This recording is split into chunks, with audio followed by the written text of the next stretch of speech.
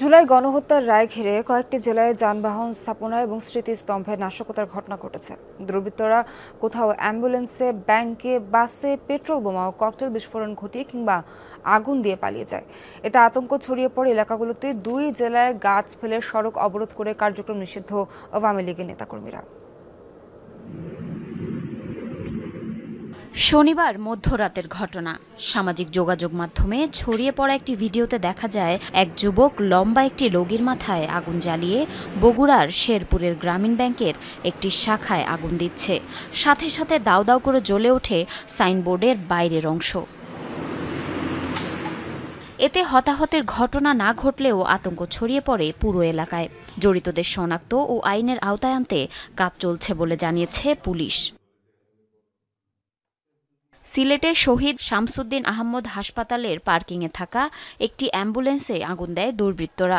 হাসপাতালের সিসিটিভি ফুটেজে দেখা যায় দুটি মোটরসাইকেলে ৫ জন তরুণ প্রথমে পার্কিংয়ে প্রবেশ করে, পরে তাদের দেয়া আগুনে পুড়ে যায় অ্যাম্বুলেন্সটি। একই সময়ে কুমারগাঁও বাস স্ট্যান্ডে দাঁড়িয়ে থাকা একটি বাসেও আগুন দেয়া হয়। ফেনীতে জুলাই শহীদদের স্মরণে নির্মিত স্মৃতিস্তম্ভে আগুন দেয় দুর্বৃত্তরা।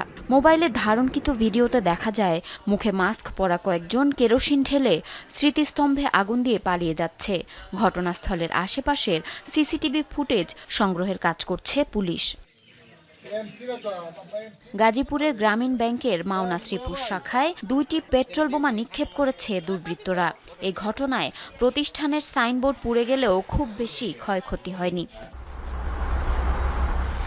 সাভারের ফুলবাড়িয়া বাস স্ট্যান্ড এলাকায় ঢাকা আরিচা মহাসড়কের পাশে দাঁড়িয়ে থাকা ইতিহাস পরিবহনের একটি বাসে আগুন দিয়েছে দুর্বৃত্তরা।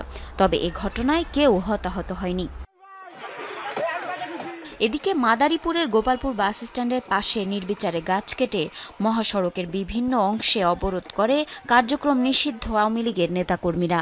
এতে দুই পাশে আটকা পড়ে বহু যানবাহন। খবর পেয়ে পুলিশ ও ফায়ার সার্ভিস কর্মীরা ঘটনাস্থলে পৌঁছালে পালিয়ে যায় নাশকতাকারীরা।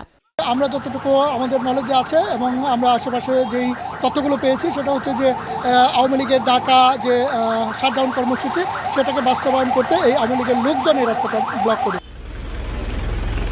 ফরিদপুরের ভাঙ্গা উপজেলার সুয়াদি বাস স্ট্যান্ড এলাকায় গাছ ফেলে ঢাকা খুলনা মহাসড়ক অবরোধ করে কার্যক্রম নিষিদ্ধ দল আওয়ামী লীগের নেতাকর্মীরা।